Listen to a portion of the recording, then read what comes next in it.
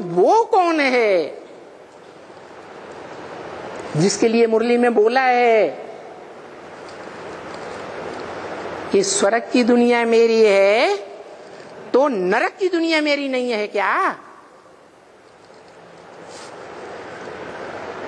वो स्वर्ग की दुनिया का भी बाप है, रचयिता है, और नरक की दुनिया का भी रचयिता बाप है। दोनों प्रकार की दुनिया के ऊपर उसका आधिपत्य है। वो है ऊंचे ते ऊंचा भगवंत। ऊंचे ते ऊंचा और नीचे ते नीचा, ये टाइटल निराकारी दुनिया का है या साकारी दुनिया का है? साकारी दुनिया का है। तो साकारी दुनिया में कोई साकार होना चाहिए जो शिव की तरह आत्मिक निराकारी स्टेज में टिक जाए। पुरुषार्थ संपन्न होने के बाद की बात है, शंकर की बात नहीं है। दुनिया ने तो शिव शंकर को मिला के एक कर दिया, वो तो अज्ञानी है। हम भी एक कर दें, हैं? शिव अलग है और शंकर अलग है। दोनों में कितना फर्क है, नाम के अर्थ में कितना फर्क है, रूप में कितना फर्क है, और गुण में कितना फर्क है। वो सारे संसार का कल्याण कर देता है। कौन? शिव। सभी मनुष्य आत्माओं को सत्य का परिचय देता है। 500 करोड़ मनुष्य आत्माएं इस संसार रूपी सृष्टि जो है उसमें कौन सर्वोपरि सत्य है उसका परिचय देता है।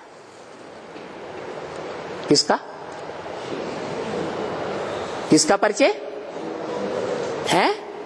इस समूची सृष्टि में प्राणियों की जो सृष्टि है उसमें सर्वोपरि सत्य कौन है? जो झाड़ के चित्र के ऊपर बैठा हुआ दिखाया गया है,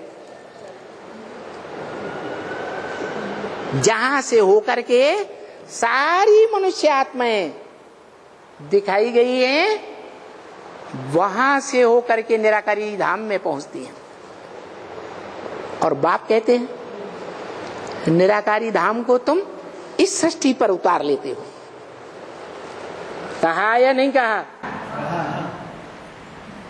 तो कौन सी जगह है, कौन सा स्थान है, कौन सा व्यक्तित्व है जिसमें वो निराकारी आत्माओं की दुनिया उतर आती है, जिसके लिए गीता में बोला है मेरी अव्यक्त मूर्ति के द्वारा सारी दुनिया व्याप्त है। लेकिन अर्थ नहीं समझा।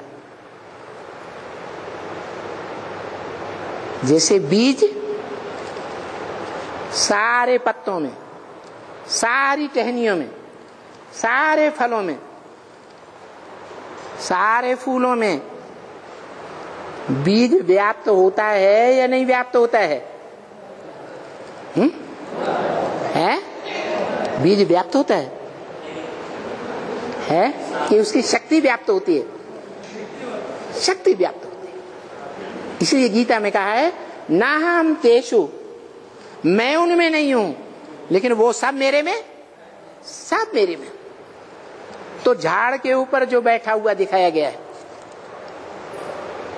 नंग धड़ंग, देह की स्मृति नहीं, ये दिखाने के लिए नंगा दिखाया है। देह की इंद्रियों की स्मृति नहीं। वो कहता है मन मना भव, मेरे मन में समा जा।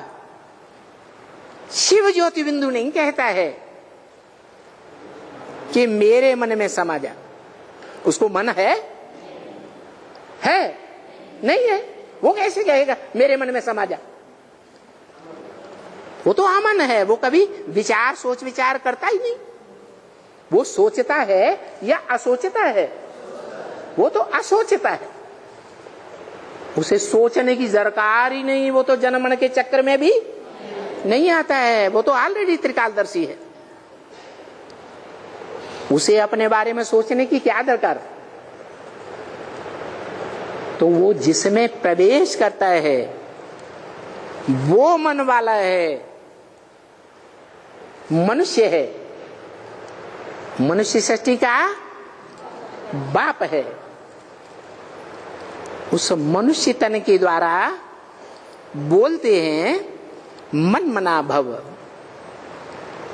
तो बोलने वाली आत्मा कौन है? परम ब्रह्म है। मेरे मन में समा जा।